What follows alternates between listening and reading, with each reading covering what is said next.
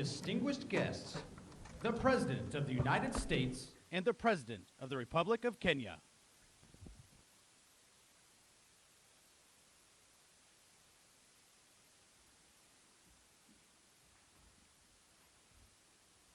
Good afternoon, everyone. Please have a seat. Mr. President, 6 decades ago, when Kenya declared its independence, President Lyndon Baines Johnson wrote a letter from our nation to yours, and he said, "May the responsibilities of freedom wake the best that is in you." Today, we've marked 60 years of partnership between our democracies, and we're fulfilling that wish together, and we're continuing. I truly believe it has brought out the best in both of us, not only in Kenya and America, but around the world. It's had a positive impact. But through our partnership, we're continuing to meet our responsibilities in 4 key areas. First, I'm proud to announce we're working with Congress to designate Kenya a major non-NATO ally. That's a fulfillment of years of collaboration. Our joint counterterrorism operations have degraded ISIS and al-Shabaab across East Africa. Our mutual support for Ukraine and has rallied the world to stand behind the UN Charter. And our work together on Haiti is helping pave the way to reduce instability and insecurity. And I want to thank you, Mr. President, and Kenya's leadership for multinational security support mission in Haiti. Our new global partnership is going to build on all this progress. We're going to meet new challenges with more resources. And it's going to strengthen the security of our countries and our countries around the world. Second, we're deepening our economic cooperation. Both President Ruto and I have focused on growing economies, and growing them from the bottom up, the middle out, the bottom up, and when that happens, everybody does, well, not the top down. Because when the middle class does well, the poor have a ladder up, and the wealthy still do very well. That's true in Kenya, that's true in America, and that's true around the world. Right now, many countries, debt stands in the way of growth.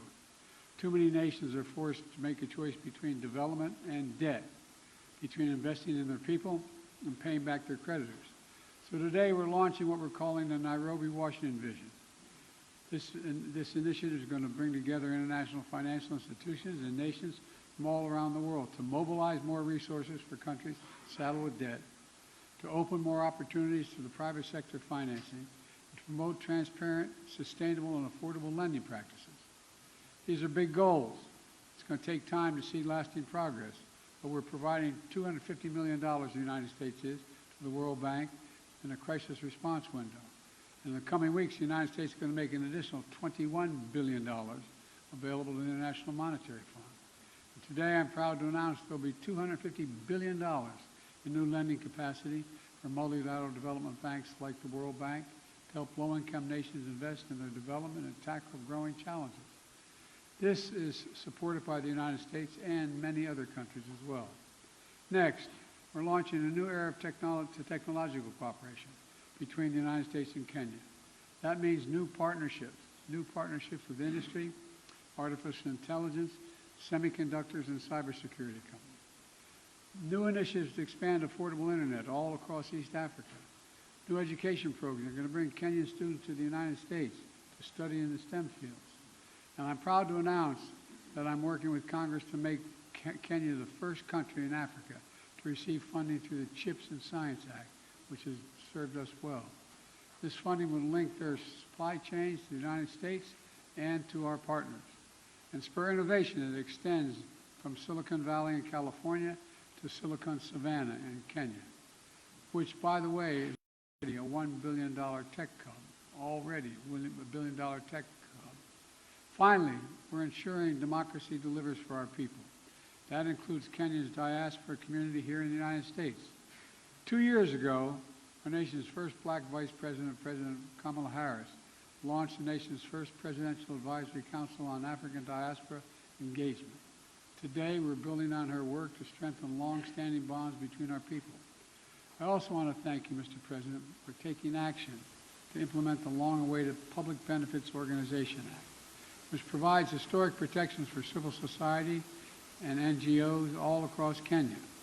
Like you, I believe the future is going to be won by countries that unleash the full potential of their population, including civil society, women, and young people. I look forward to working together to implement this act and jump-starting anti-corruption reforms to promote democratic values that bind our nations together. Now, let me close with this. Taken together, these are responsibilities Kenya and America must meet in the years ahead. Meet them together as partners for security, for prosperity, for innovation, and most importantly, for democracy. But I know these responsibilities will wake the best in us. And I know will not only bring our nations together, but I want to thank you for, again, Mr. President, for being here and knowing we have even bigger dreams for the cooperation in our countries. The floor is yours, sir. Thank you, Mr. President, and I want to, in a very, very sincere way, thank you, Mr. President, for inviting me to make this state visit to the United States on behalf of the people and government of Kenya. I also take this opportunity to express my deep gratitude for the warm welcome we have received on our arrival and the excellent hospitality of the American people. My visit provides us, Mr. President, with the opportunity to celebrate 60 years of bilateral relations rooted on shared values of freedom, democracy, rule of law, equality, and inclusivity. My visit takes place at a time when democracy is perceived to be retreating worldwide. The accelerating drift towards regimes indifferent to democratic values is a deep concern to us, and I believe it is time the U.S., working with Kenya, deploys its capabilities and rally like-minded democratic countries to set up the course for democracy. During our discussions, we agreed on the significant opportunity for the U.S. to radically recalibrate its strategy and strengthen its support for Africa, as discussed at the U.S.-Africa Leadership Summit, by enhancing its investment in the institutions of African integration and increasing support for peace and security. As we take this historic step of elevating our partnership to be more effective in addressing global challenges, it is important for us to appreciate that many countries in Africa, including Kenya, are struggling with an overwhelming convergence of multiple shocks, including extreme climate events, debt distress, and the disruptive upheavals in Europe and the Middle East, whose cumulative impact is to divert national resources from investment in people and economic growth into managing climate-induced crises and servicing sovereign debt.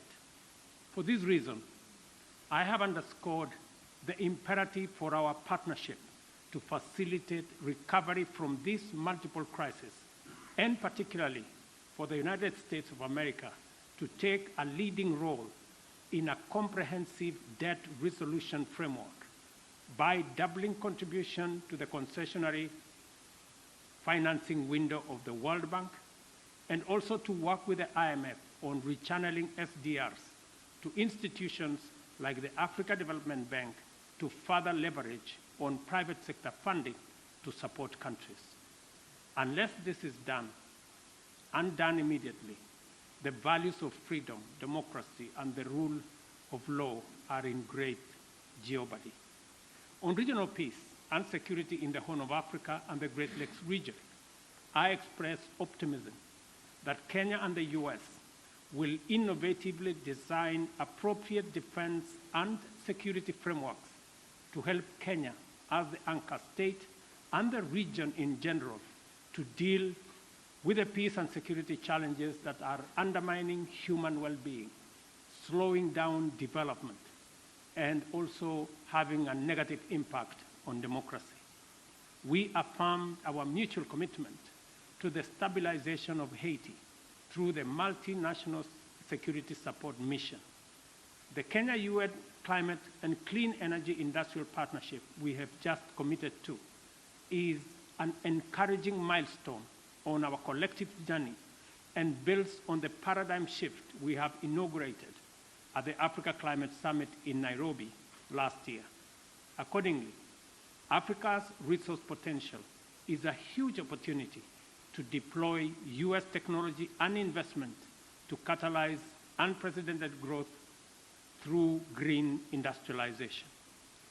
We've also agreed to hasten the renewal of the Africa Growth and Opportunities Act to sustain the rising momentum of our investments and exports in the manufacturing space.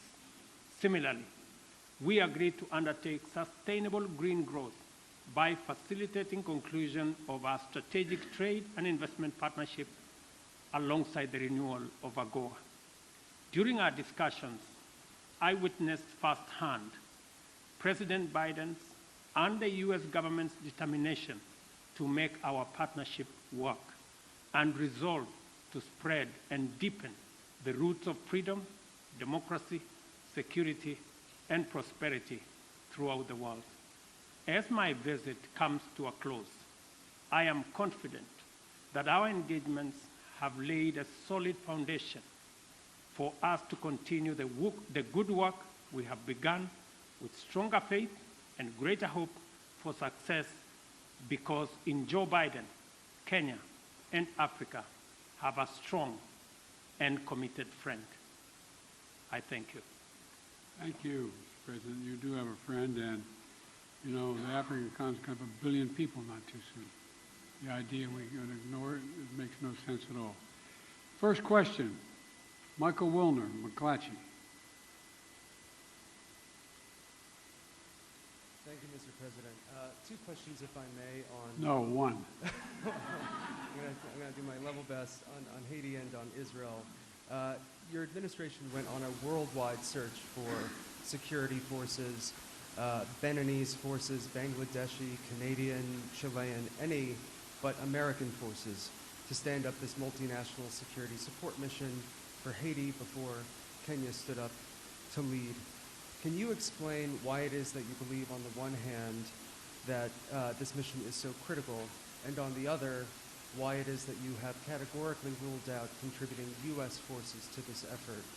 Is it your goal to beat back Haiti's gangs or to contain them? And on Israel, does the United States... One question.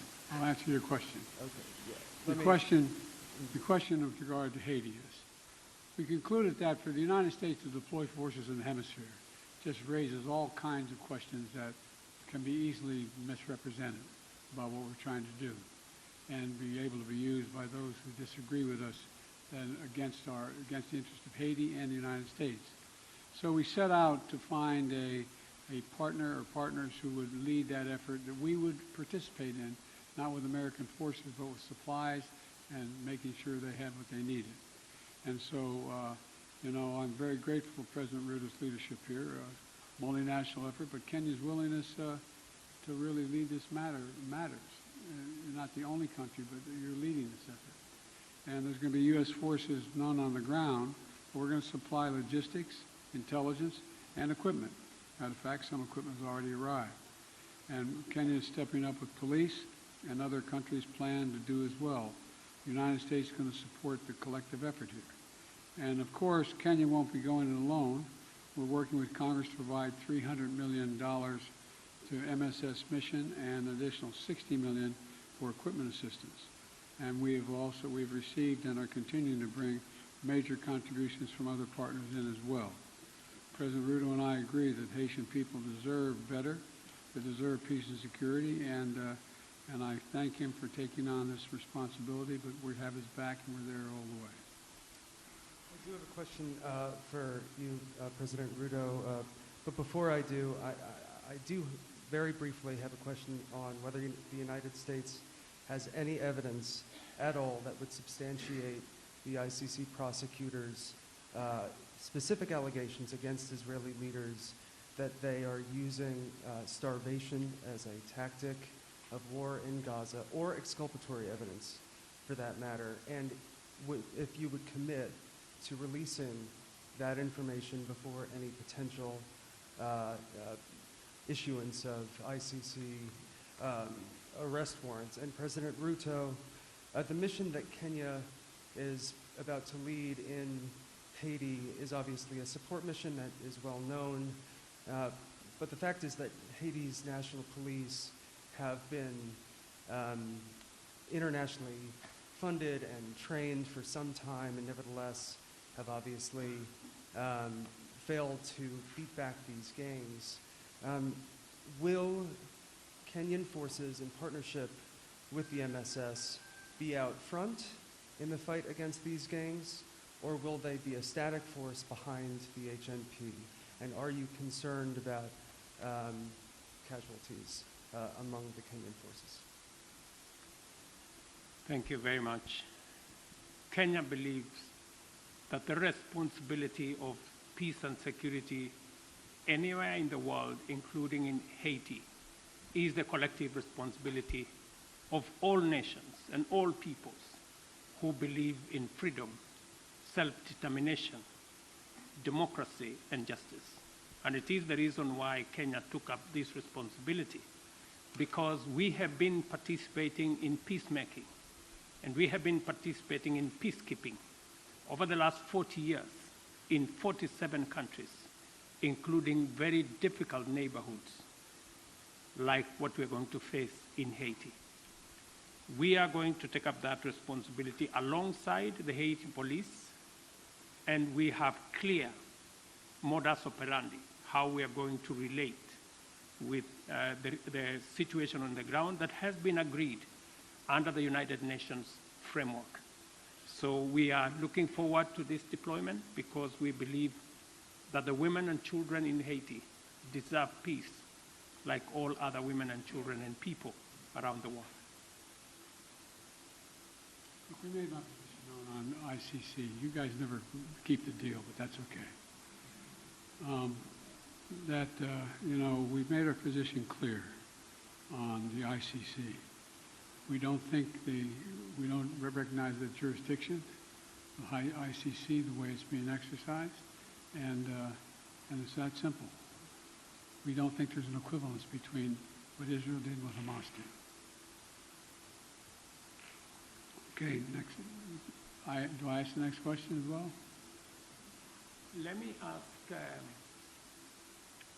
Ayub Abdikadir from Kenya for the next question. Is Ayub? Oh yeah, Ayub. Thank you, Mr. President. Thank you. One question, and this is on Haiti.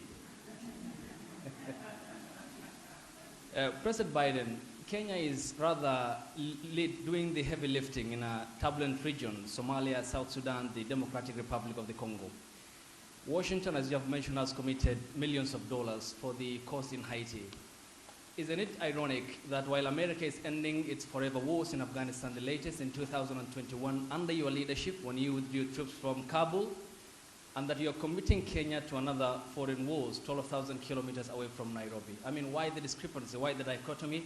While you're ending your forever wars, overseas wars, yet you're committing Kenya to Haiti. Can you explain that? Very easily. There's a reason why Afghanistan has been known as the graveyard of empires. The likelihood of anybody uniting Afghanistan is highly, highly, highly unlikely, number one. Number two, there are ways to control ISIS other than occupying Afghanistan. It was an unnecessary need. Now, with regard to Haiti, Haiti is in an area of the Caribbean that is very volatile. There's a lot going on in this hemisphere, and we're in a situation where we want to do all we can without us looking like America once again is stepping over and deciding this is what must be done. Haitians are looking for help, as well as the folks in the Caribbean are looking for help. And so we checked out with a number of other countries. The one who stepped up was Haiti. We've committed to provide the wherewithal, the intelligence and equipment and the like to Haiti. And so it's a logical thing. And you have a first-rate capability, and you keep your word. That's an important dynamic. I agree with President Biden that Kenya's participation in Haiti is not so much about what happened in the past. It's about what we believe in, the peace and security of humanity. And we don't find that the U.S. is committing Kenya, because the U.S. cannot commit Kenya. I am the president of Kenya. It's me to make that decision. And it's the people of Kenya to commit their own troops using their own structures. We've gone through the processes in Kenya. Parliament has approved. We have a clear mandate. We have a clear framework. And it is us, the people of Kenya, who made this decision in the interest of serving peace and stability as a responsible global citizen, and understanding that insecurity, instability anywhere is insecurity and instability everywhere. And by the way, you asked about, you implied that we weren't doing anything anywhere else. Well, we're kind of occupied around the world, but we're also engaged in Congo, in the neighborhood. And, you know, we can continue to help alleviate human suffering there. The United States is the largest humanitarian donor, providing $375 million in humanitarian funding just this year, including support for more than 6 million displaced people from the DRC. So we are engaged in more than one place. Follow up to my president, Dr. Ruto. You said that Kenya is committed, and in your Carter speech in Atlanta, you said it's based on humanitarianism, helping Haiti out. But can you explain the geopolitical goal, 12,000 kilometers away from Nairobi, when schools in the counties of Baringo, West Pokot, and Turkana have not yet opened because of the banditry problem, yet you are committing our national police force to Haiti, and where is the priority? This being one of your major manifesto pillars, talking about security, and to the extent that even the Defense Cabinet Secretary talked about the deployment of, if need be, the Kenyan military or the special personnel to make sure that schools are open, children go to school in areas that are bandit-prone in Kenya. Why are you committing to Haiti when we have a problem back home? Is it an irony that you are putting the fire in the faraway neighbor's home when on our own home is on fire? Thank you very much. I made a commitment to the people of Kenya to sort out insecurity in the North Rift. I have followed that with action. As we talk, there are 3,000 military officers in the North Rift, 2,000 police officers in the North Rift. We have renovated the first 15 schools and completed. We have reopened 20 schools already that were closed in the North Rift. And that exercise is ongoing. We have made tremendous progress in making sure that we create security at home, but that does not take away our responsibility. Even as we were deploying troops and policemen in our own country, in North Rift, to sort out the banditry problem, we still deployed 1,000 troops to DRC Congo, because that is our neighborhood. We have 5,000 troops in Somalia, because equally that is our responsibility. And Haiti should not be an exception. That's why deploying 1,000 security men to Haiti speaks to the same belief and commitment to peace and security. Next question from April Ryan.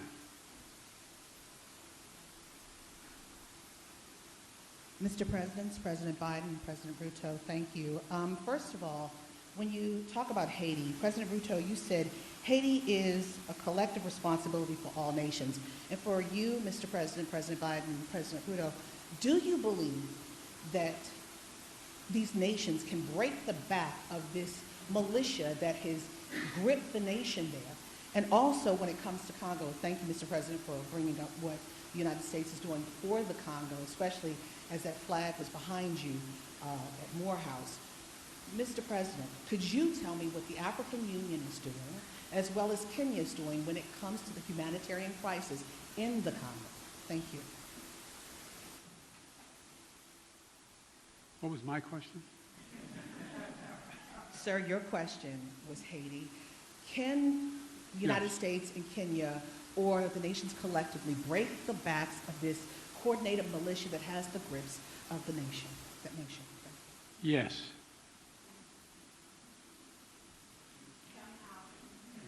The very way we're doing it, We're not talking about a 1,000-person army that's made up of trained persons.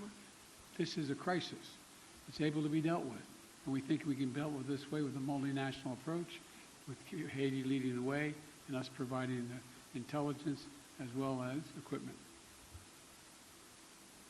Gangs and criminals do not have nationalities. They have no religion. They have no language. Their language is one. To deal with them firmly, decisively, within the parameters of the law. And that's why we're building a coalition of nations beyond Kenya and the US, many who are making contribution towards the MSS force in Haiti to secure that country and to break the back of the gangs and the criminals that have visited untold suffering in that country. On DRC, the AU, the East African Community, and Kenya are seized with that matter. I've just told you that Kenya had 1,000 troops in Haiti. We now have another 800, not in Haiti, but in DRC. We now have another 800 troops from SADC. We are going to be having a meeting of the East African Community. I did send my my foreign minister to Kinshasa. They had a conversation. And shortly, we will be looking at how to begin the dialogue process under the Nairobi process, because we believe there is no military solution to what is going on in DRC, but instead, dialogue should be able to give us the necessary momentum and outcomes that would sell the matters in Eastern DRC. So both the AU, the East African Community, and Kenya as a country are seized of that matter. We know that the humanitarian crisis in Eastern DRC has displaced close to 7 million people. And I want to thank the United States of America for stepping in with humanitarian support for that region, because it is a collaboration of different countries in different ways to deal with that situation. The rest of us are committing troops. We are committing deploying our infrastructure to facilitate the resolution of the matters in DRC. Is it? Let me ask Nancy Agutu from Kenya. She's here. Okay, Nancy. Mr. President, Africa is asking America to lead the way and double its contribution to the World Bank's International Development Assistance to help developing countries access more financing, to alleviate debt distress, and to tackle climate change. What is your commitment on this? Thank you. I'm sorry, I didn't catch all your question. Sorry, I'm saying Africa is asking America to lead the way and double its contribution to the World Bank's International Development Assistance to help developing countries Yes. to access financing to alleviate debt distress and to tackle climate change. What is your commitment on this? We made a major commitment to this. Number one, as I said, the United States has long championed international financial institutions that provide low-cost concessional resources to the poorest developing countries, including from the IMF. To that end, my administration helped design and establish the IMF's new initiative that provides low-cost funding for countries that are taking steps to enhance their resilience. Important partners in Africa have the capital they ensure they have the capital they need to invest in their futures. We heard them and we stand with them. Now, that's why we've worked with Congress to enable the United States to make available in the coming weeks up to $21 billion in new lending resources to the IMF trust fund that provides concessional lending to the poorest countries. It's a little like, having to go when you're in debt, having to go and find someone to help you out. That's what this is about. we believe supporting friends and this partnership is happy, we're happy to do our part. And look, we've also doubled our commitment to the IDA, and I'm proud the United States is the biggest donor to the IDA in this cycle. I'm proud to be working alongside with Kenya to support robust financing and policy packages that are going to help the most vulnerable countries address their investment needs. There's debt and there's growth, and you got to deal with the debt before you deal with the growth. And so we're trying to use international lending organizations to be able to provide that capability so people can grow. That's what it's about. Whoa!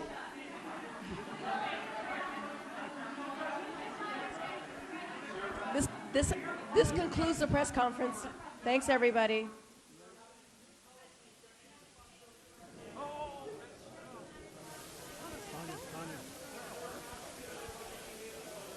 Thanks, you, everybody. This concludes the press conference.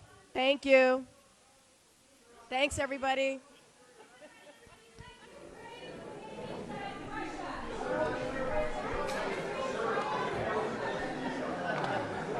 Distinguished guests, please remain in your seats until the official delegations have departed.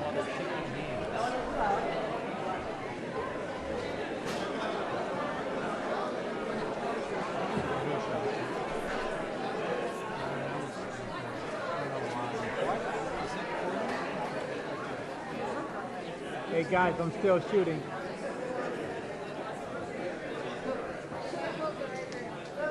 Still shooting.